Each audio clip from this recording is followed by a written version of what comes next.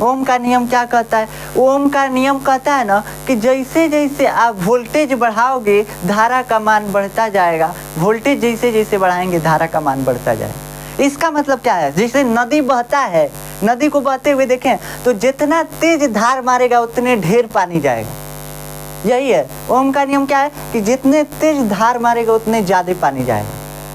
समझ में आ रहा है? तो वैसे ही जितना तेज इलेक्ट्रॉन फ्लो होगा धारा का मान उतना ही ज्यादा होगा। वोल्टेज का मतलब जितना ज्यादा वोल्टेज इलेक्ट्रॉन का वेग उतना ही ज्यादा रहेगा। समझ में आया? धारा का वेग उतने तेज धारा बहेगा। तो ये कहता है, ये क्या कहता है कि किसी चालक में धारा जो है किसके समानुपाती होती है? वोल्टेज के समानुपाती होती है। यदि चालक की भौतिक अवस्था न बदली जाए तब, भौतिक अवस्था का मतलब कि चालक का ताप न बदला जाए, चालक पे जो चालक की प्रकृति न बदली जाए, ताप न बदला जाए, मतलब कि इक्वल टेम्परेचर में रहे, उसका मटेरियल न बदला जाए। तो यदि चालक की भौतिक अवस्था नियत हो तो चालक के सिरों पर उत्पन्न विभवांतर उसमें बहने वाली धारा के समानुपाती होता है। क्या लिखेंगे? यदि चालक की भौतिक अवस्था का मतलब चालक की भौतिक अवस्था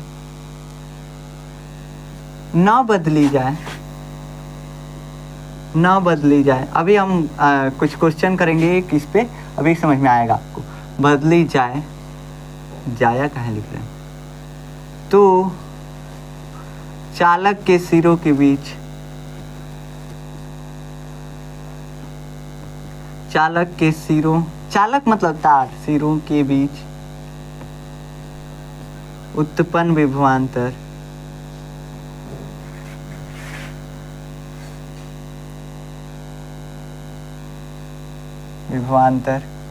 उसमें बहने वाली धारा के समानुपाती होता है।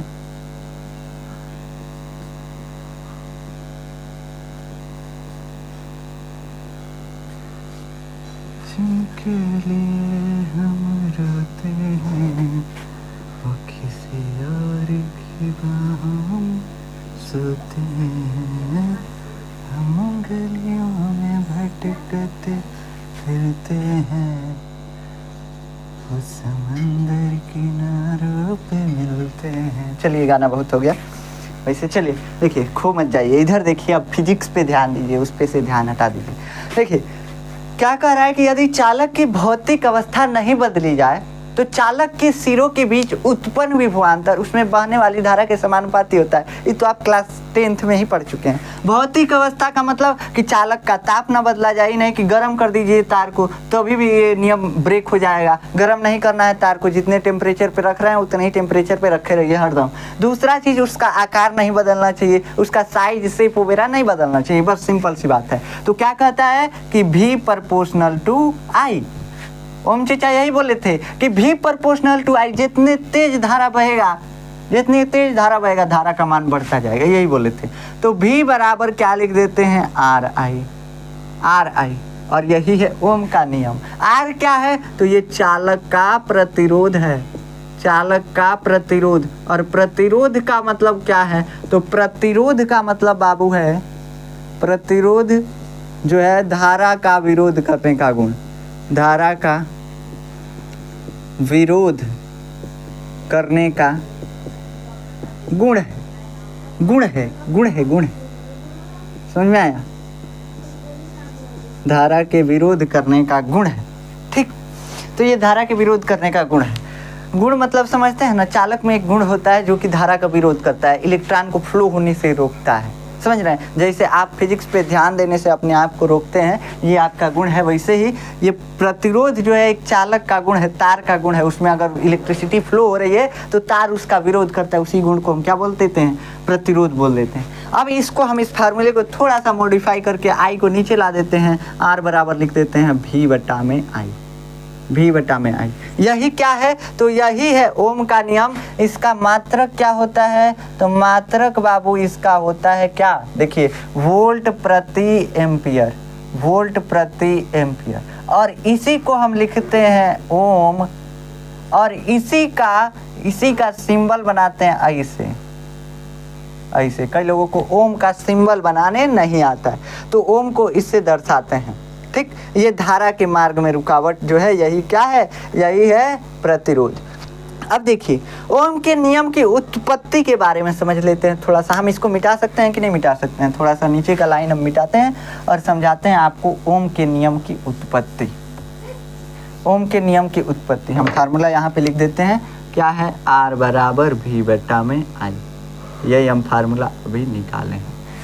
ओम के नियम की उत्पत्ति, हेडिंग लगाइए। कैसे इस नियम की उत्पत्ति हम करते हैं, कहाँ से ये नियम आता है? ओम के नियम की उत्पत्ति। बाबू हिंदी इंग्लिश हमारा दोनों गड़बड़े है, तो हो सकता है कहीं मंत्र वंत्र गड़बड़ा जाए, तो ध्यान दीजिएगा। ठीक, हमारे पे डिपेंड मत रहिएगा। अब देखिए ये ओम के नियम का उत्पत्ति कैसे किया जाता है, कहाँ से ओम का नियम आता है। हमको मालूम है I बराबर NEAVD। अगर नहीं मालूम है तो मालूम कर लीजिए, कहाँ से कि ये फार्मूला अब हर जगह आने वाला है। और ये जो हम बता रहे हैं ओम के नियम की उत्पत्ति, ये भी इम्पोर्टेंट है एग्जाम के दृष्टिकोण से, ये भी एग्जाम में पूछा जा सकता है। ठीक, ऐसे तो I बराबर NEAVD 100% की इम्पोर्टेंट ही है, ये आएगा ही आएगा। देखिए हमको मालूम है कि अभी VD बराबर हम क्या निकाले हैं, VD बराबर निकाले हैं E बटा में M इंटू टाउ। हम यहाँ पे VD का मान रख देते हैं I बराबर NEE और VD के जगह पे E by M into tau रख देते हैं। कोई दिक्कत नहीं है? कोई दिक्कत है? नहीं है दिक्कत। हमको मालूम है कि E बराबर होता है, हमको मालूम है V बराबर होता है E डॉट R। कहाँ पढ़े थे उसको देख रहे थे, तब पढ़े थे, पिछले चैप्टर में पढ़े थे। देखिए ये जो है पिछले चैप्टर में इसको हम पढ़ाए थे आपको। ये जो है ये क्या है, तो ये चालक तार है, ये चालक तार है। और इसका हम प्रतिरोध ज्ञात करना चाहते हैं। इसमें इलेक्ट्रॉन का वेग कितना है, तो VD है। हम जानते हैं इसमें विद्युत क्षेत्र, जो बैटरी लगाई है विद्युत क्षेत्र, बैटरी के द्वारा इसमें विद्युत क्षेत्र कितना लगा हुआ है, बैटरी के द्वारा विद्युत क्षेत्र लगा हुआ है, इधर की तरफ E लगा हुआ है। हम मान लेते हैं इस चालक तार की लंबाई E है, यहाँ पे प्लस यहाँ पे माइनस, तो यहाँ से यहाँ तक विद्युत क्षेत्र होगा, हमको मालूम है कि V बराबर E डॉट R। लेकिन यहाँ पे R मतलब दूरी यानी लंबाई, यहाँ पे दूरी की जगह पे R की जगह पे क्या है, L है। तो यहाँ पे हम लिख सकते हैं V बराबर E डॉट L लिख सकते हैं। और यहाँ से हम E बराबर लिख सकते हैं V बटा में L, लिख सकते हैं कि नहीं? अब E के जगह पे बस V बटा में L रख दीजिए, आ जाएगा आपका ओम का नियम। I बराबर NEA और E के जगह पे, स्मॉल E के जगह पे तो स्मॉल E ही, कैपिटल बड़का E के जगह पे क्या रखना है, तो V बटा में L रखना है। और नीचे पहले से M है ये है, और टाउ बगल में खड़ा है टाउ। ठीक, ये हमको मालूम है चीज़ें। अब देखिए अब करना क्या है, अब इस V को इधर लाइए। I बाई V बराबर क्या होता है, NEAE by L into M into tau. फिर से एक बार बता देते हैं, कोई दिक्कत नहीं है। देखिए इस V को इधर लाइए, I बाई V बराबर E और E मिलकर के E स्क्वायर, तो NE स्क्वायर A और बटा में क्या बच गया, LM इंटू टाउ। अगर इसको पलट देते हैं, पूरा समीकरण को पलट दीजिए, कैसे, तो V बाई आई बराबर LM by NE square A into नीचे में आ जाएगा टाउ। अब अभी हम बताए हैं कि L भी फिक्स है, चालक के भौतिक अवस्था में कोई परिवर्तन नहीं कर रहे हैं, L फिक्स है, M फिक्स है यानी इलेक्ट्रॉन का द्रव्यमान फिक्स है, भौतिक अवस्था में नहीं परिवर्तन कर रहे हैं। अगर कोई कॉपर है तो इसका कॉपर में मुक्त इलेक्ट्रॉनों की संख्या फिक्स होगी, इसका श्रांति काल फिक्स होगा, E यानी इलेक्ट्रॉन का आवेश फिक्स होगा। हम भौतिक अवस्था में परिवर्तन नहीं कर रहे हैं, इसलिए E यानी चालक तार का क्षेत्रफल जो होगा वो भी फिक्स होगा। तो ये क्या है, यहाँ से लिख दीजिए कांस्टेंट। और ये कांस्टेंट क्या है, तो यही R है। तो यहाँ से लिख सकते हैं R बराबर V बाई आई। अब ये प्रूफ हो गया। तो कह सकता है कि धारा और अनुगमन वेग में संबंध के समीकरण से क्या निकालिए, ओम के नियम की उत्पत्ति कीजिए, या सिंपल दे देगा कि ओम के नियम की उत्पत्ति कीजिए। ठीक, तो ऐसे आप ओम के नियम की उत्पत्ति करेंगे। उत्पत्ति का मतलब सिद्ध करेंगे कि ओम का नियम यहीं से आया है, ओम का नियम सही है। अब जो ये ओम का नियम है, इसमें प्रतिरोध की निर्भरता क्या है? इसमें प्रतिरोध की निर्भरता, प्रतिरोध क्या है? ये आर प्रतिरोध है। प्रतिरोध की निर्भरता, प्रतिरोध की निर्भरता क्या है? प्रतिरोध की निर्भरता बाबू देखिए, प्रतिरोध की निर्भरता यहाँ पे अगर देखा जाए तो यहाँ पे आर डायरेक्टली प्रोपोर्शनल है, डायरेक्टली प्रोपोर्शनल है एल के। एल अगर बदल जाए, अगर भौतिक अवस्था में परिवर्तन हो जाएगा, तार को खींच के लंबा कर दिए तो उसकी लंबाई बदल जाएगी। तो लंबाई में परिवर्तन से सीधा इफेक्ट होता है किसको? तो सीधा लंबाई में परिवर्तन से क्या होता है? चालक का प्रतिरोध बदल जाता है। लंबाई बढ़ाएंगे, तार का प्रतिरोध बढ़ता जाएगा। आर प्रोपोर्शनल टू क्या होता है? आर प्रोपोर्शनल टू होता है 1/a, यानी क्षेत्रफल अगर बढ़ाएंगे तो क्या होगा? प्रतिरोध घटेगा। क्षेत्रफल बढ़ाएंगे, प्रतिरोध घटेगा। तो आर 1/a की। और उसके बाद क्या होता है? ये पदार्थ की प्रकृति पे भी निर्भर करता है, पदार्थ की प्रकृति। इसका मतलब क्या है? इसका मतलब क्या है? अगर एल्युमिनियम का तार लेंगे तो उसका प्रतिरोध तनी ज़्यादा रहेगा, कापर का ले लीजिए उसका कम हो जाएगा। मतलब मटेरियल पे निर्भर कर रहा है, पदार्थ की प्रकृति पे भी ये निर्भर करता है। उसके बाद ताप पे भी निर्भर करता है, ताप पे भी निर्भर करता है। और ये कैसे ताप पे निर्भर करता है? आर डायरेक्टली प्रोपोर्शनल टू होता है टी, यानी जैसे जैसे आप चालक तार का ताप बढ़ाएंगे क्या होगा? इसका प्रतिरोध बढ़ता जाए।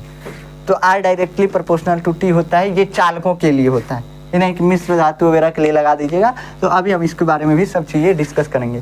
तो ये प्रतिरोध की ताप पर निर्भरता हो गई। अगर हमको कहीं से कह दिया कि नहीं आप प्रतिरोध को नहीं, आप किसका निगमन कीजिए, आप किसकी उत्पत्ति कीजिए, तो आप विशिष्ट प्रतिरोध या प्रतिरोधकता की उत्पत्ति कीजिए। तो R बराबर rho into L by A, या रो बराबर R into A by L. ये जो फार्मूला है ये हम पढ़े थे किसमें? तो ये पढ़े थे हाई स्कूल में। अब ये हाई स्कूल में अगर आप ये फार्मूला पढ़े हैं तो अब इसको हमको यहाँ पे डेराइव करना है। कैसे डेराइव करेंगे? देखिए, यहाँ से इस फार्मूले को उठाइए, V बाई आई बराबर L M by N E square A tau. यहीं से इस फार्मूले को उठाइए, V बाई आई बराबर क्या है? तो एल एम बटा में एन ई स्क्वायर और ए इंटू टाउ, यही है ना। अब इस फार्मूले से हमको क्या डिराइव करना है? रो बराबर R into A by L. अब ये रो क्या है? तो रो को हम बोलते हैं विशिष्ट प्रतिरोध या प्रतिरोधकता, जिसको इंग्लिश में बोला जाता है रेजिस्टिविटी। तो ये रो जो है ये क्या है? रेजिस्टिविटी है, यानी कि विशिष्ट प्रतिरोध है। तो आप लिख लीजिएगा विशिष्ट प्रतिरोध। अब ये विशिष्ट प्रतिरोध क्या होता है बाबू? विशिष्ट प्रतिरोध क्या होता है? तो विशिष्ट प्रतिरोध जो होता है ना, कुछ नहीं होता। विशिष्ट प्रतिरोध का मतलब कि एकांक आयतन का प्रतिरोध, किसी चालक के एकांक आयतन के प्रतिरोध को हम क्या बोलते हैं? विशिष्ट प्रतिरोध। और उसमें भी एकांक आयतन में क्या होना चाहिए? ये क्षेत्रफल 1 मीटर स्क्वायर होना चाहिए, और ये लंबाई जो होनी चाहिए 1 मीटर होनी चाहिए, 1 मीटर होनी चाहिए। तब जा कर के क्या होगा? ये लंबाई अगर 1 मीटर होगी तो अगर हम इसका वॉल्यूम निकालेंगे तो वॉल्यूम कितना आएगा? 1 गुणे 1, यानी कि 1 मीटर क्यूब, 1 मीटर क्यूब। तो एकांक आयतन का प्रतिरोध, आयतन में ये क्षेत्रफल 1 मीटर स्क्वायर और ये लंबाई 1 मीटर। तो अनुप्रस्थ काट का 1 मीटर स्क्वायर वाला क्षेत्रफल वाला तार तथा 1 मीटर लंबाई का तार, जो उसका जो प्रतिरोध होगा वही क्या कहलाएगा? विशिष्ट प्रतिरोध या प्रतिरोधकता, या क्या कहलाएगा? रेजिस्टिविटी। इसको तीनों नामों से जानते हैं। तो इसमें एक कंडीशन आ गया है कि एकांक आयतन के प्रतिरोध को हम क्या बोलते हैं? रेजिस्टिविटी बोलते हैं, यानी विशिष्ट प्रतिरोध बोलते हैं। अगर आपको नहीं समझ में आया तो आप हाई स्कूल ढंग से नहीं पढ़े हैं, तो कहीं और ध्यान था इसलिए नहीं समझ में आया। ठीक, देखिए अब यहाँ से हम इसको क्या कर सकते हैं? V बाई आई बराबर हम यहाँ से क्या लिख सकते हैं? M by N E square और टाउ। और यहाँ पे क्या नहीं लिखे हैं? L नहीं लिखे हैं ऊपर, और बटा में A ऊपर नहीं लिखे हैं, L बाई ए नहीं लिखे हैं। अब ये जो है ये कांस्टेंट है, ये क्या है बाबू, कांस्टेंट है। अब इसमें चालक तार में हम लंबाई बदल सकते हैं, क्षेत्रफल बदल सकते हैं। हालांकि जो विशिष्ट प्रतिरोध है ये न तो लंबाई पे निर्भर करता है, ना ही क्षेत्रफल पे, अनुप्रस्थ काट के क्षेत्रफल पे। अभी हम बताते हैं कैसे नहीं निर्भर करता है, बस समझते जाइए। अभी हम फार्मूला डिराइव कर रहे हैं। तो V/I बराबर क्या होता है, R होता है। ये हमको मालूम है, अभी यहाँ पे डिराइव किए हैं, V/I बराबर R डिराइव किए कि नहीं। अब यहाँ से ये जो है ये क्या है, तो ये है कांस्टेंट। कांस्टेंट कैसे है, तो m यानी इलेक्ट्रॉन का द्रव्यमान कांस्टेंट एकांक आयतन में किसी भी धातु के लिए, किसी भी विशिष्ट धातु के लिए, जैसे मान लीजिए कॉपर हो गया, तो कॉपर के लिए एकांक आयतन में जो भी इलेक्ट्रॉन होंगे वो निश्चित होंगे, उनकी संख्या नहीं बदलेगी। तो n जो है ये भी फिक्स है। E यानी इलेक्ट्रॉन का आवेश 1.6 × 10⁻³ -19 के क्या होता है, -19 कूलाम होता है, ठीक। अब उसके बाद टाउ श्रांति काल, किसी भी चालक के लिए, जैसे ये कॉपर है तो इस कॉपर के लिए श्रांति काल जो है ये फिक्स होता है। तो ये सारा चीज़ फिक्स है। अब ये कांस्टेंट है और ये कांस्टेंट, इसको हम क्या बोल देते हैं, रो बोल देते हैं, रो नाम दे देते हैं इस कांस्टेंट को। तो अब यहाँ से हम लिख सकते हैं R बराबर रो मतलब थोड़ा सा P को थोड़ा सा टेढ़ कर दीजिए ऐसे, rho into L/A, rho into L/A। अब यहाँ से हम लिख सकते हैं, अगर हमको रो निकालना है, क्या निकालना है, रो, तो यहाँ से हम लिख सकते हैं R × A/L। अब ये कैसे हुआ, अगर आपके ऊपर से गया तो आपका फिर से ध्यान नहीं था। देखिए ये कोई इधर भेजे गुणे में चला गया, इधर भागे में था, ऊपर गया गुणे में और नीचे L आ गया। जब = के इधर भेजा जाता है तो पलट जाता है, बराबर रो। इसको लिख सकते हैं रो बराबर क्या लिख सकते हैं, R × A/L। अब कई लोग पूछेंगे इसको = के इधर भेजे क्या नहीं पलटे हैं, कई लोग पूछेंगे। बाबू हम भेजे नहीं हैं, बस इसको पलट के लिख दिए हैं, इसका सीक्वेंस सही किए हैं और कुछ नहीं किए हैं। = के इधर इसको भी भेजें, इसको भी भेजें, ऐसे देखा जाए तो, ठीक। तो देखिए ये चीज़ें हैं, ये फार्मूला निकल के चला है। अब आप कहेंगे कि रो के फार्मूले में हमको ए भी दिख रहा है, यानी कि चालक के अनुप्रस्थ काट का क्षेत्रफल का भी ए दिख रहा है और लंबाई भी दिख रहा है। अगर इन दोनों में परिवर्तन किया जाए तो क्या होगा, तो देखो बाबू होता क्या है, अगर रो में बदलाव किया जाएगा, तो रो में बदलाव करने से क्या होगा, रो में कैसे बदलाव होगा, तो रो में या तो टेम्परेचर बदलेंगे। विशिष्ट प्रतिरोध का मतलब होता है ना कि एकांक आयतन में किसी धातु का कितना प्रतिरोध है, वही क्या कहलाता है, विशिष्ट प्रतिरोध। अब ये फिक्स होता है, हमेशा फिक्स रहेगा, किसी भी धातु के लिए फिक्स रहेगा एकांक आयतन का प्रतिरोध।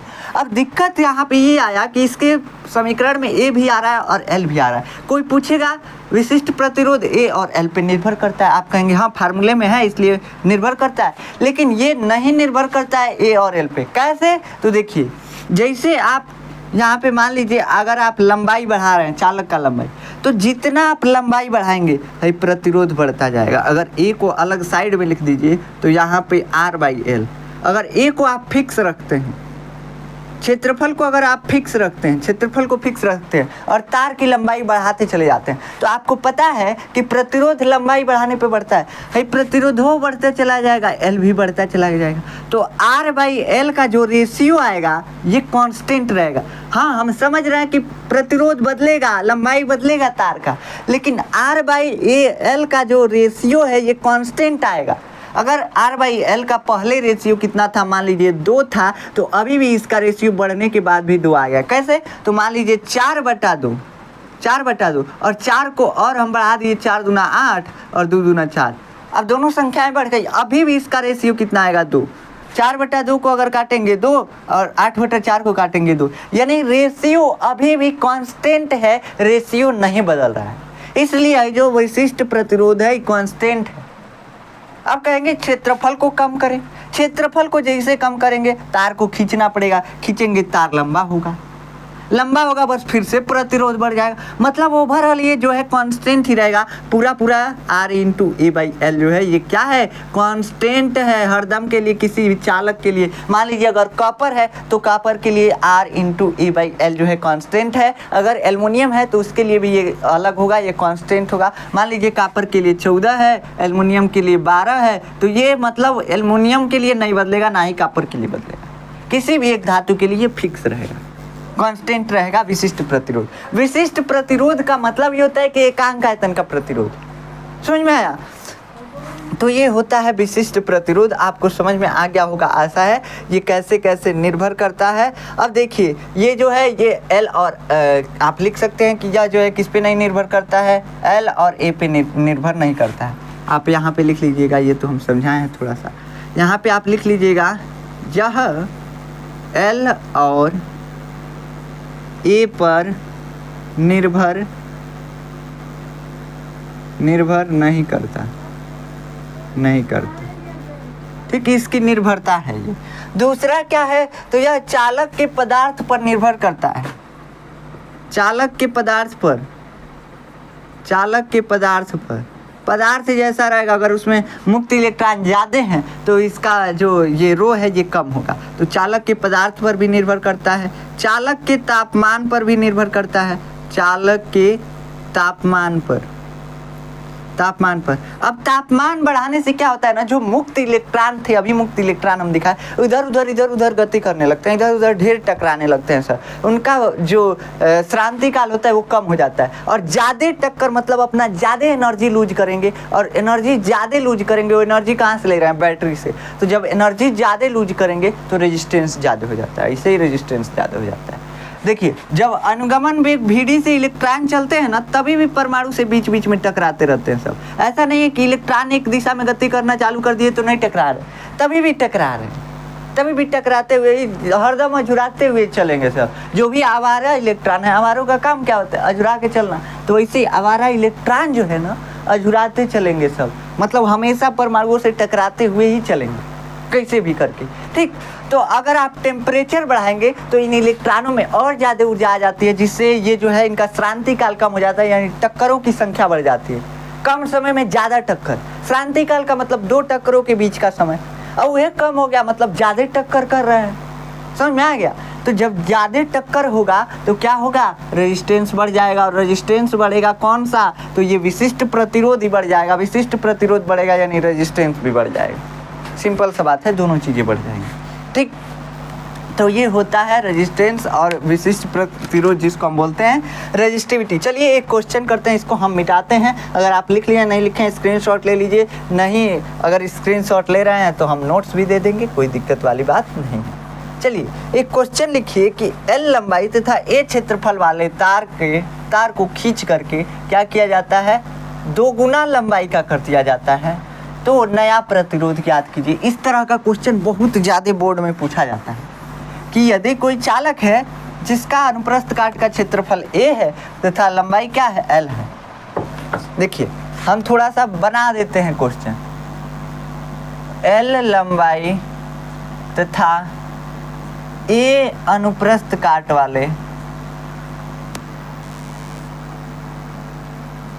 वाले क्षेत्रफल,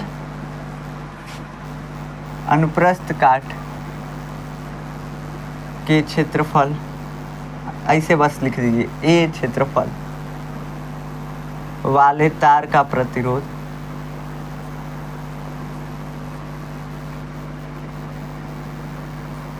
क्या है, तो R है। तो अगर यदि इसे खींचकर 12 लंबाई का बना दिया जाए, यानी 2 गुना इसकी लंबाई 2 गुनी कर दी जाए, खींचकर इसकी लंबाई 2 गुनी कर दी जाए, तो नया प्रतिरोध। बाबू हमारा हिंदी जो है ये थोड़ा थोड़ा गलती होता रहता है, देखिए वहाँ पे गलती लिखे हैं, नया प्रतिरोध ज्ञात कीजिए। कैसे, तो देखिए कह रहा है कि कोई तार है, मान लीजिए ये तार है, कहाँ यार कहाँ गया, देखिए हम दिखाते हैं आपको, ये तार है।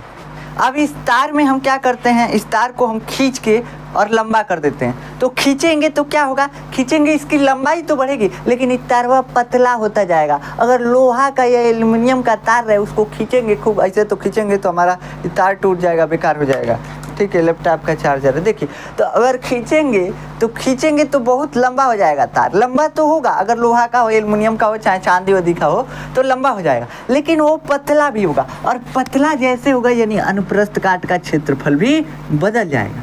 देखिए अगर ये कोई तार है, पहले इसकी लंबाई कितनी थी, पहले ये इतना मोटा था, ये क्षेत्रफल इतना मोटा था, इसकी लंबाई थी L। अब इसको खींच करके हम दुगुना लंबा कर दिए, लेकिन 2 गुना लंबा करने से क्या हुआ, तरवा पतला हो गया, यानी इसका अनुप्रस्थ काट का क्षेत्रफल जो है ये A डैश हो गया, यानी बदल गया, कम हो गया। और लंबाई कितनी हो गई, 2L हो गई, 2 गुनी हो गई, लंबाई 2 गुनी हुई। अब पहले इसका प्रतिरोध R था, मान लेते हैं, अब इसका प्रतिरोध R डैश हो गया। तो ये R डैश का ही मान हमको निकालना है कि ये प्रतिरोध अब कितना हो जाएगा। पहले R था, अब प्रतिरोध कितना गुना हो जाएगा, यही हमको ज्ञात करना है। तो देखिए कैसे ज्ञात करेंगे। सॉल्यूशन क्या है इसका, देखिए हमको मालूम है कि चूंकि R बराबर रो इंटू एल बाई ए, हमको मालूम है कि नहीं, R बराबर रो इंटू एल बाई ए, ये समीकरण नंबर 1 हो गया। अगर इसके लिए हम प्रतिरोध निकालें पहले चालक के लिए, तो R बराबर रो, यानी इसका विशिष्ट प्रतिरोध रो, इसके लिए विशिष्ट प्रतिरोध क्या होगा, रो ही होगा। रो हम बताए हैं ना, किसी भी धातु के लिए फिक्स रहता है, तो इसके लिए भी रो फिक्स रहेगा। भले लंबाई बढ़ाए हैं, जैसे लंबाई बढ़ाए हैं प्रतिरोध बढ़ गया है, जिसके वजह से ये क्या हुआ, ये कांस्टेंट हो गया। तो रो जो है दोनों के लिए कांस्टेंट है, ये हमको मालूम चलता है। हमको मालूम है कि वही मटेरियल है, बस खींचे हैं तो मटेरियल बदलेगा, चाहे ताप बदलेगा तब ना रो बदलेगा। मटेरियल नहीं बदले हैं, वो है तारों को खींच के बड़ा किए हैं, समझ में आ रहा है। अब तार को खींच के बड़ा किए हैं, तो पहले इसका प्रतिरोध R था, और हमको पता है R बराबर होता है रो इंटू एल बाई। अब बाद में प्रतिरोध कितना हो गया, बाद में क्या हुआ, R डैश हो गया। और R डैश बराबर अगर हम निकालना चाहें तो ये हो जाएगा रो इंटू, क्या हो जाएगा, रो इंटू 2L बटा में A डैश, है कि नहीं। कितना हो जाएगा, रो जो है फिक्स है, लंबाई कितना की है, 2 गुना कर दिया 2L, और जो क्षेत्रफल है वो कितना हो गया, A डैश हो गया। तो यही यहाँ से हमारा दूसरा समीकरण। अब समीकरण 1 को समीकरण 2 से भाग करने पर, समीकरण 1 को समीकरण 2 से भाग कर दीजिए बस।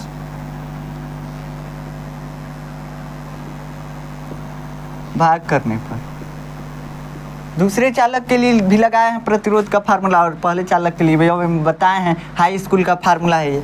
तो R बटा में R dash left hand side का लेफ्ट हैंड साइड में भाग जाएगा, into rho L by A, और सबका बटा फिर से रो 2L बटा में A डैश।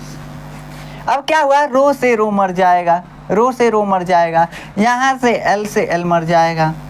अब क्या होगा, तो R बटा में R डैश बराबर, देखिए अगर इसको लिखना है तो कैसे लिखेंगे, ये कट गया है तो 1 बटा A बचा है, और ये क्या बचा है, 2 बटा A बचा है, 2 बटा A डैश बचा है। ये एक कट गया है, L मतलब कितने बार में कटा है, 1 बार में कटा है, तो 1 बटा में A बचा है।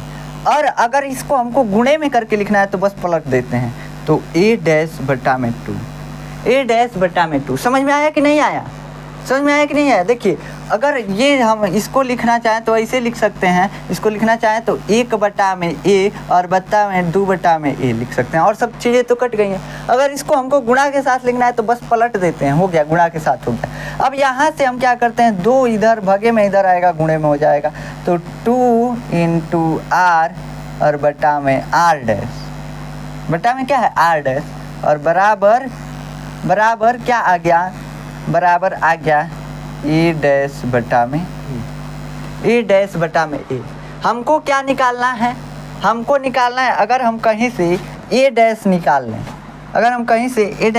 लें, तो हमारा जो R डैश है ये निकल के चला आएगा। कैसे, तो देखिए अगर हम कहीं से A डैश निकाल लें, हमको मालूम है कि जितना मटेरियल पहले था उतना ही मटेरियल अभी भी है, बस खींच के बड़ा किए हैं, यानी जितना आयतन, जितना जगह पहले तार घिरा हुआ था अभी भी उतना ही घिरा हुआ है। अगर कोई सामान है, अगर ऐसे गोट हुआ है तभी भी उतना ही स्थान घेरेगा, अगर उसको फैला देंगे तभी भी उतना ही स्थान घेरेगा। समझ में आ रहा है।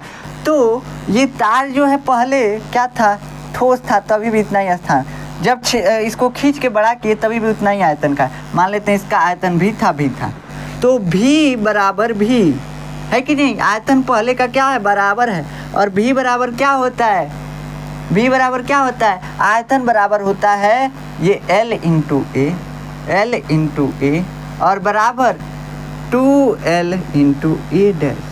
मतलब ये दोनों का आयतन जो है बराबर होगा, दोनों तार जो है उसी तरह को हम खींच के बढ़ाए हैं, तो आयतन तो अभी भी उतना ही है। यहाँ से L से L खत्म हो गया, यहाँ से ए डैश बराबर हम निकाल सकते हैं, 2 को इधर ला दीजिए तो a बटा में 2 बराबर ए डैश। समझ में आ गया। तो ए डैश का मान कितना आ गया, a/2। अब यहीं पे इसका मान आप रख सकते हैं। इसको हम थोड़ा सा बंद कर देते हैं बॉक्स में, कैसे कि हमको यहाँ से सॉल्व करना है। तो 2r, देखिए हम कितना खोज रहे हैं, 2r बटा में r डैश बराबर a डैश का मान कितना है, तो a डैश का मान है a बटा में 2 और बटा में फिर से a। अब इसको हम थोड़ा सा यहाँ ले जा कर के लिखते हैं, और लिखते क्या हैं, तो 2r बटा में r डैश, यही ना है। अब अगर इसको हमको लिखना है तो a बटा में 1 हो सकता है कि नहीं हो सकता, कुछ नहीं है इसके नीचे, तो 1 है। अब ये ऐसे हम लिखे थे कि a/2, और फिर अगर इसको गुणे में लिखना है तो पलट देंगे 1 बटा में a से a मर गया, अब इधर क्या कर देते हैं, r डैश का गुणा कर देते हैं, तो 2r बराबर r डैश, और बटा में क्या बचा है, 2 बचा है, कुछ नहीं बचा है। 2 से 2 इधर गुणा हो जाएगा तो क्या हो जाएगा, r डैश बराबर 2 दूना 4r। तो ये हमारा निकल के चला आया कि प्रतिरोध जो है पहले की अपेक्षा कितना हो जाएगा, 4 गुना हो जाएगा। यदि खींच करके लंबाई 2 गुना करते हैं तो प्रतिरोध 4 गुना हो जाएगा। समझ में आ गया। तो लंबाई बढ़ाने से प्रतिरोध जो है एक्सपोनेंशियली बढ़ता है, 4 गुना बढ़ गया, ठीक। तो 4 गुना बढ़ जाता है, मतलब बहुत तेज़ी के साथ बढ़ता है। तो ये आपका क्वेश्चन हो गया। ऐसे क्वेश्चन बहुत सारे एग्जाम में पूछे जाते हैं। कभी बता देगा, कभी कह देगा कि क्षेत्रफल बदल दिया जाएगा, इसका अनुप्रस्थ काट का क्षेत्रफल बदल दिया जाएगा, कभी मतलब ऐसे, कभी क्षेत्रफल बदलता है, कभी लंबाई। आपको क्या करना है, बस एक आयतन वाला फार्मूला लगाना है, दोनों फार्मूला लगाना है, उसके बाद तो मैथमेटिक्स ही है, सॉल्व कर लेंगे। बस आयतन, दोनों का आयतन फिक्स होगा, कैसे कि उसी में हम मॉडिफिकेशन कर रहे हैं, खींच रहे हैं, चाहे उसको सिकुड़ा रहे हैं, तार को छोटा कर, बस उसका आयतन ही फिक्स रहेगा। कैसे कि पहले वही तार था, बस उसको खींचे हैं। समझ में आया। चलिए अब हम क्या पढ़ लेते हैं, अब हम पढ़ लेते हैं प्रतिरोध की ताप पर निर्भरता क्या होती है। प्रतिरोध जो है ताप के साथ कैसे व्यवहार करता है, यानी टेम्परेचर के साथ कैसे व्यवहार करता है। तो देखिए प्रतिरोध जो है चालकों के लिए टेम्परेचर के लिए अलग व्यवहार करता है, अर्धचालक के लिए अलग व्यवहार करता है, उसके बाद मिश्रित धातुओं के लिए अलग व्यवहार करता है। तो देखते हैं कैसे। जैसे आप किसी के साथ अलग अलग व्यवहार करते हैं, दोस्तों के साथ अलग, दुश्मनों के साथ अलग, जीएफ के साथ अलग, और किसी के साथ अलग, वैसे देखिए प्रतिरोध की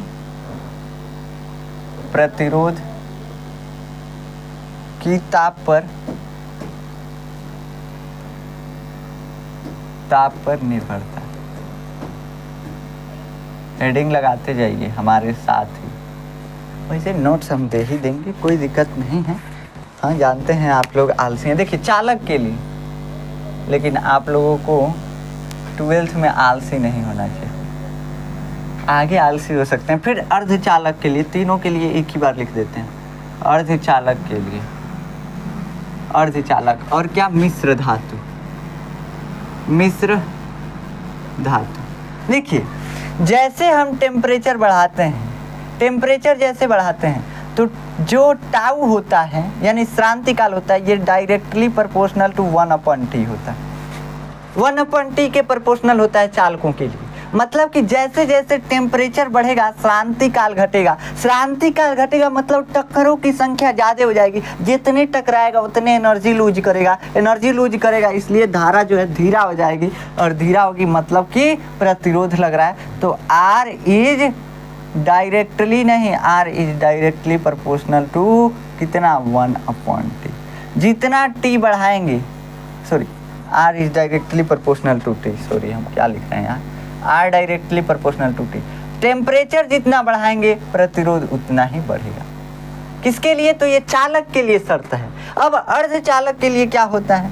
अर्धचालक के लिए क्या होता है? अर्धचालक के लिए देखिए इसमें क्या होता है ना, अगर हम टेम्परेचर बढ़ाते हैं तो एकांक आयतन में मुक्त इलेक्ट्रॉनों की संख्या भी बढ़ती है। जैसे संख्या बढ़ेगी इलेक्ट्रॉन आपस में टकराएंगे, टक्करों की संख्या ज़्यादा होगी, अपना एनर्जी लूज ही कर देंगे, तो इसी वजह से प्रतिरोध ज़्यादा हो जाता है। समझ में आया? एन क्या था? एकांक आयतन में इलेक्ट्रॉनों की संख्या। यहाँ पे भी टेम्परेचर बढ़ाने से क्या होगा? मुक्त इलेक्ट्रॉनों की संख्या बढ़ेगी। टाउ जो है ये क्या होगा? तो टाउ जो है टेम्परेचर के इन्वर्सली प्रोपोर्शनल होता है, मतलब जितना ही टेम्परेचर अर्धचालक में बढ़ाएंगे टाउ ज़्यादा होता जाएगा। लेकिन देखिए होता क्या है अब अर्धचालक में, अर्धचालक में जो ये एकांक आयतन में मुक्त इलेक्ट्रॉन है ना, ये पहले बहुत कम रहते हैं, पहले बहुत कम रहते हैं और उनकी गति भी बहुत कम रहती है। लेकिन टेम्परेचर बढ़ाने से उनकी गति भी बढ़ जाती है और एकांक आयतन में इलेक्ट्रॉनों की संख्या भी बढ़ जाती है, जिसकी वजह से अर्धचालकों की जो चालकता है टेम्परेचर बढ़ाने से एक समय तक बढ़ती रहती है। कुछ समय तक जितना ही टेम्परेचर बढ़ाएंगे उतना ही अर्धचालक की चालकता बढ़ती जाएगी, मतलब उसका रेजिस्टेंस घटता जाएगा। तो R directly proportional to 1/T यहाँ पे हो जाता है। कहें अर्धचालकों के लिए बस शर्त है, अर्धचालक मतलब सिलिकॉन जर्मेनियम वगैरह हो गया, तो सिलिकॉन जर्मेनियम अगर उसका टेम्परेचर बढ़ाते हैं तो उसमें मुक्त इलेक्ट्रॉनों की संख्या बढ़ती है, कोटरों की संख्या बढ़ती है और मुक्त इलेक्ट्रॉनों की संख्या बढ़ती है, जिसकी वजह से उसका कंडक्शन ज़्यादा होता है। इसको हम पढ़ेंगे अर्धचालक वाले चैप्टर में, तब आपको थोड़ा सा और समझ में आएगा अच्छे से। बस आप समझिए कि जितना ही अर्धचालकों को क्या दिया जाता है टेम्परेचर, उनका प्रतिरोध घटता जाता है, लेकिन एक लिमिटेड टाइम तक, ये नहीं कि हरदम, लिमिटेड टाइम तक। अब मिश्र धातुओं के लिए भी वही है T प्रोपोर्शनल टू N, यानी एकांक आयतन में इलेक्ट्रॉन की संख्या बढ़े। लेकिन ये टाउ जो है, ये टाउ भी जो है क्या होता है? 1/T होता है, यानी कि जैसे जैसे हम क्या करेंगे, जैसे जैसे हम टेम्परेचर बढ़ाएंगे श्रांति काल इसमें भी घटेगा। मिश्र धातु का मतलब जैसे कि पीतल हो गया, तो पीतल हो गया, ये सब मिश्र धातु हैं। अब ये R जो है इस पे कोई प्रभाव नहीं पड़ता है, R जो है लगभग R0 के बराबर रहता है, R0 के बराबर रहता है। R0 मतलब प्रारंभिक प्रतिरोध। तो वो मिश्र धातुओं में लगभग कोई प्रभाव नहीं पड़ता है, मिश्र धातुओं में लगभग कोई प्रभाव नहीं पड़ता है, इसमें कोई प्रभाव नहीं पड़ता है, इसमें लगभग कोई प्रभाव नहीं पड़ता है। अभी बताते हैं क्यों नहीं पड़ता है, अभी बताएंगे। अभी आएगा एक प्रतिरोध ताप गुणांक, वहाँ पे हम लोग समझेंगे कि इस पे कोई प्रभाव क्यों नहीं पड़ता है। अब इसको हम थोड़ा सा फार्मूला इसका डिराइव करते हैं। फार्मूला क्या? तो फार्मूला यही है इसका यही है कि ये जो हम कह रहे हैं ये सही कैसे, हम फार्मूले में इसको कैसे देखिए।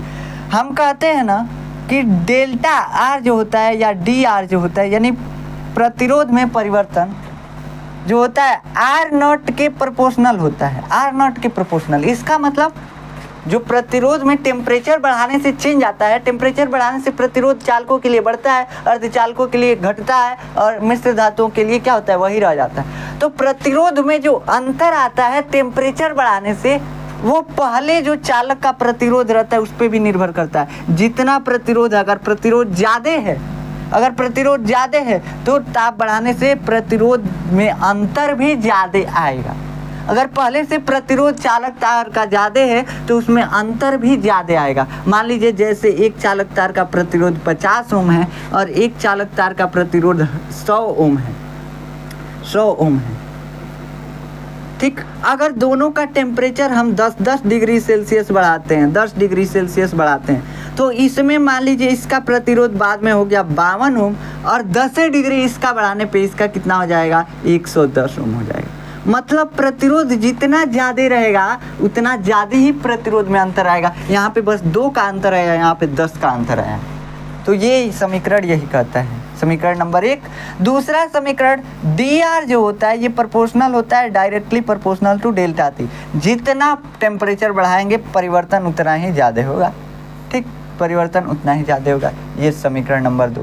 अब समीकरण 1 और 2 से हम लिख सकते हैं, दोनों को मिला करके DR directly proportional to R0 into delta T, ठीक, समझ में आया? R0 into delta T। Light तो थोड़ा सा चला गया, देखिए थोड़ा लाइट चला गया, लेकिन कोई दिक्कत नहीं है, हम आगे भी अभी भी कंटिन्यू कर सकते हैं। हमको दिख रहा है, बस बोर्ड दिखना चाहिए। यहाँ से हम इसको मिटाते हैं। देखिए हम क्या करते हैं, अगर हम कहें कि प्रोपोर्शनल चिन्ह को हटाना है तो डी आर जो है इजिकल टू हो जाएगा alpha into R naught into delta T, R naught into delta T. और ये क्या है, कांस्टेंट है। जब भी प्रोपोर्शनलिटी का चिन्ह हटता है तब कोई कांस्टेंट आता है। ये अल्फ़ा जो है ये क्या है, कांस्टेंट है। अल्फ़ा को ऐसे लिखा जाता है वैसे, और कोई ऐसे भी लिखता है, कोई दिक्कत नहीं है, हम जैसे भी बनाना चाहें लिख सकते हैं। ठीक, अब ये अल्फ़ा क्या है, ये कांस्टेंट है, और ये क्या है, तो ये चालक ताप गुणांक है। चालक ताप, प्रतिरोध ताप गुणांक है। रुकिए हम बताते हैं, प्रतिरोध ताप गुणांक है, सॉरी प्रतिरोध ताप गुणांक है, प्रतिरोध ताप गुणांक है। इसका मतलब क्या है, इसको बोलते हैं प्रतिरोध ताप गुणांक, कहीं कहीं गड़बड़ा जाता है। अब इसको बोलते हैं प्रतिरोध ताप गुणांक। इसका मतलब क्या है, इसका मतलब ये है ना कि अगर कोई चालक तार जिसका प्रतिरोध 1 ओम है, अगर कोई चालक तार हमारे पास है जिसका प्रतिरोध क्या है, 1 ओम है, तो अगर इसका टेम्परेचर हम 1 डिग्री सेल्सियस इंक्रीज करते हैं, बढ़ाते हैं, तो इसमें कितना चेंज आता है, यही क्या कहलाता है, प्रतिरोध ताप गुणांक। यदि किसी चालक का प्रतिरोध 1 ओम है तो उसमें 1 डिग्री सेल्सियस टेम्परेचर इंक्रीज करने पे कितना प्रतिरोध में अंतर आता है, उसी को हम बोलते हैं क्या, तो प्रतिरोध ताप गुणांक। क्या बोलते हैं, प्रतिरोध ताप गुणांक। अभी इसका हम डिफिनीशन भी आपको लिखवाएंगे, डिफिनीशन आगे चल के है आपके सिलेबस में थोड़ा सा।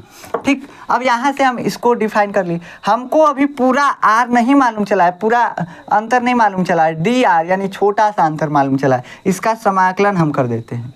यहाँ पे आप चाहें तो यहाँ पे डेल्टा टी नहीं डी टी लीजिए। हम कहें छोटा सा क्या किए हैं, टेम्परेचर में परिवर्तन किए हैं, छोटे से टेम्परेचर में परिवर्तन की वजह से डी आर आया है, इसीलिए हम गलती से डेल्टा ले लिए हैं, कोई दिक्कत नहीं। अगर डेल्टा लेते तो डेल्टा आर आता, लेकिन डी लिए हैं, डी का मतलब छोटा सा परिवर्तन, क्योंकि छोटे से परिवर्तन से जो है आर जो है ज़्यादा परिवर्तित हो रहा है, इसलिए हम क्या लिए हैं, डी लिए हैं, डी टी यानी छोटा सा परिवर्तन हुआ है टी में। हमको इसका समाकलन करना पड़ेगा। समाकलन कहाँ से कहाँ तक, तो आर नॉट, मान लीजिए पहले प्रतिरोध क्या था, आर नॉट, और टेम्परेचर बढ़ाने के बाद प्रतिरोध कितना हो गया, आर टी। तो आर नॉट से आर टी तक हमको समाकलन करना है। ठीक, उसके बाद यहाँ पे टी नॉट से टी तक समाकलन करना है, टी नॉट से टी तक समाकलन करना है। मतलब पहले टेम्परेचर कितना था, टी था, अब कितना हो गया, टी नॉट था, और अब क्या हो गया, टी हो गया, alpha into R naught into D T. अगर इसका समाकलन करेंगे तो ये अल्फ़ा किसी भी चालक के लिए क्या होता है, कांस्टेंट होता है, आर किसी भी चालक के लिए कांस्टेंट रहेगा। मतलब कोई चालक अगर जिसका फिजिकल स्टेट नहीं बदल रहा है, वोल्टेज धारा वरा नहीं बदल रहा है, तो उसके लिए क्या रहेगा, ये फिक्स रहेगा, है कि नहीं।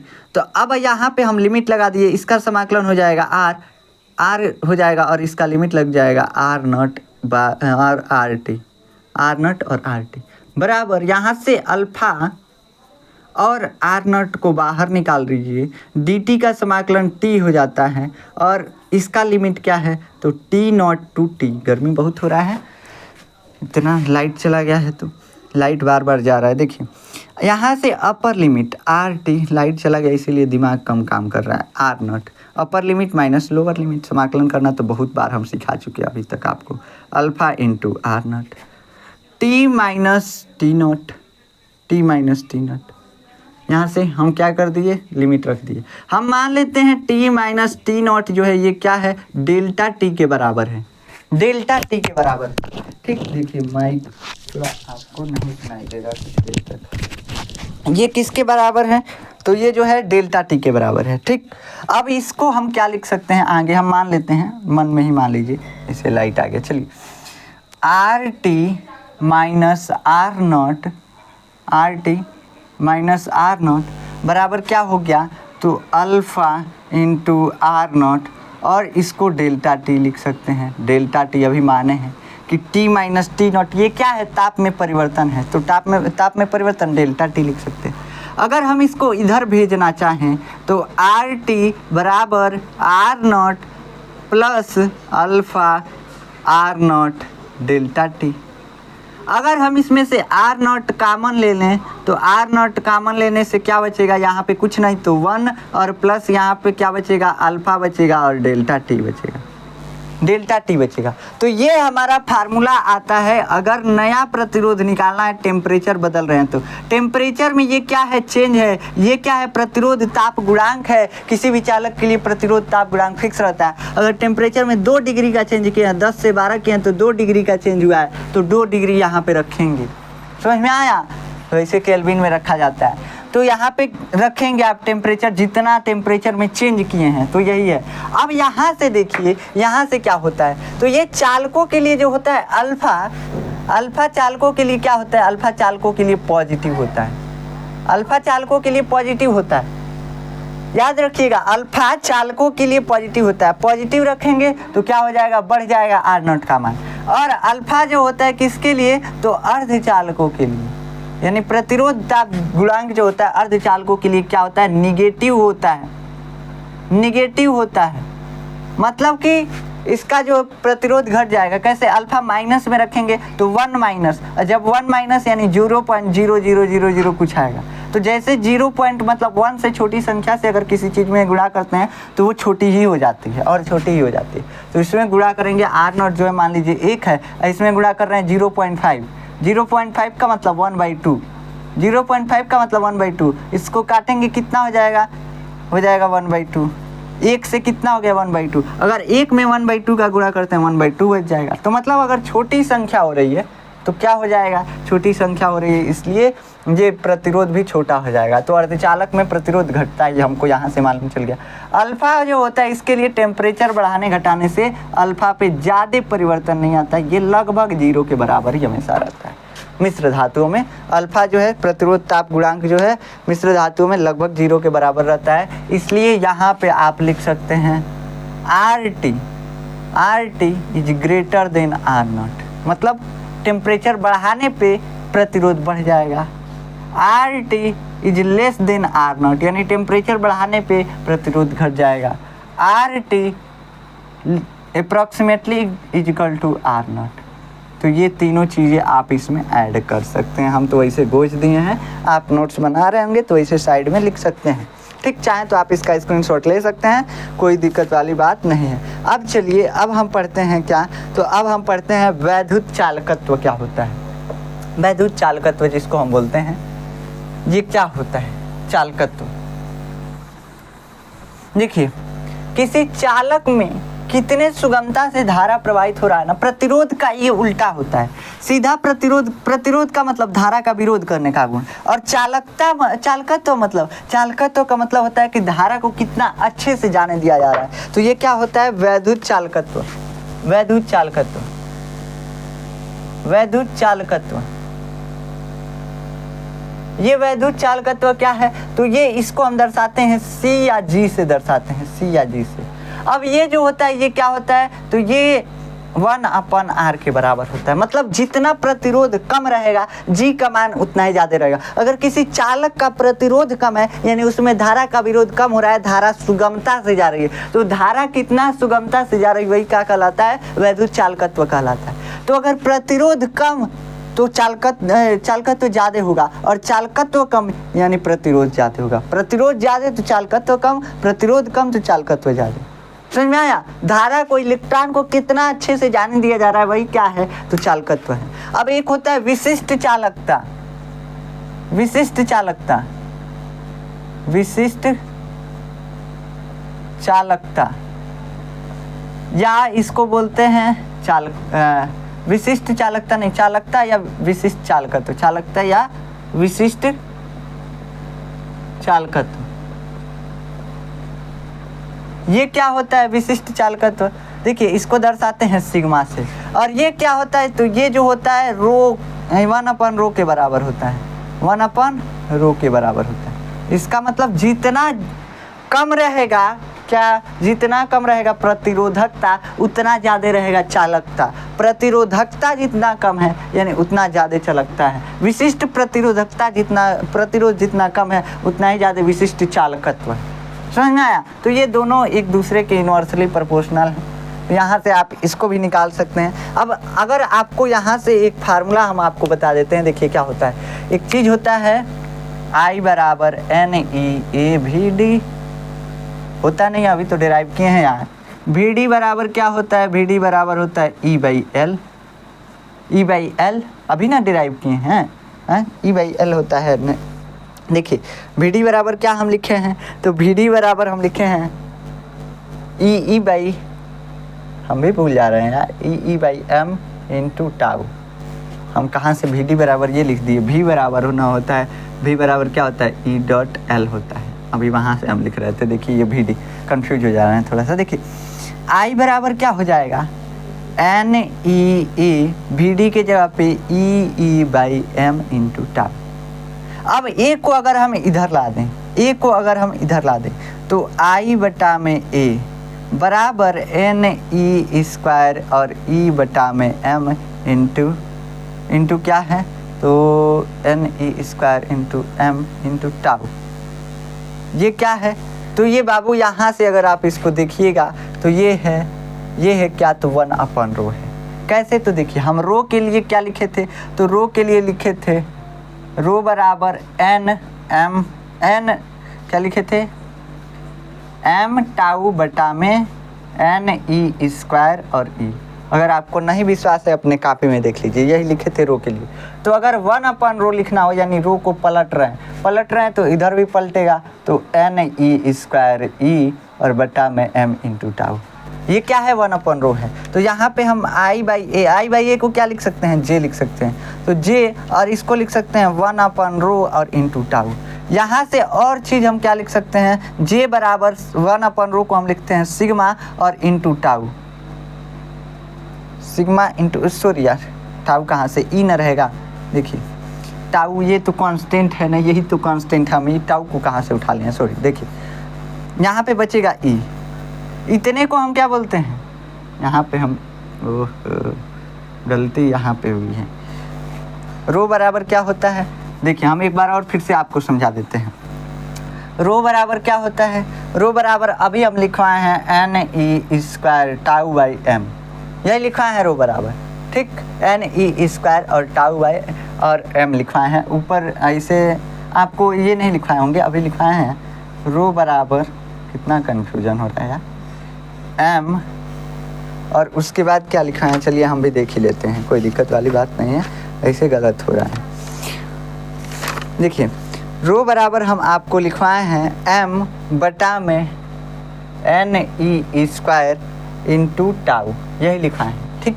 यहाँ पे क्या दिख रहा है, NE² बटा में M और इंटू टाउ क्या है, ऊपर है। अगर इसको हम पलट दें तो 1/रो बराबर हम लिख सकते हैं NE² टाउ बटा में M, लिख सकते हैं कि नहीं।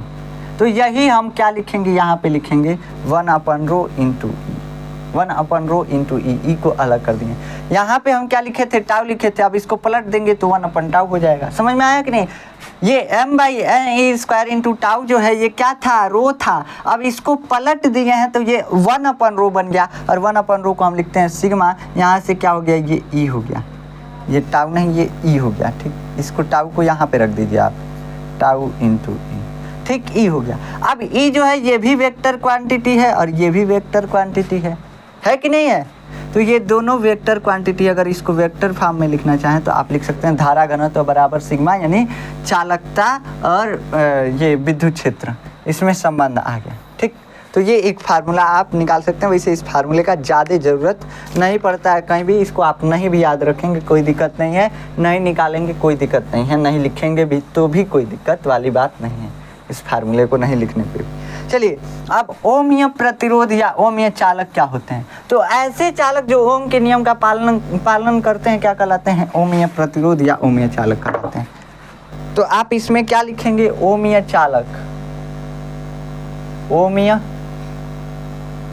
चालक, ओमीय चालक जो ओम के नियम का पालन करते हैं। ओमीय चालक या प्रतिरोध,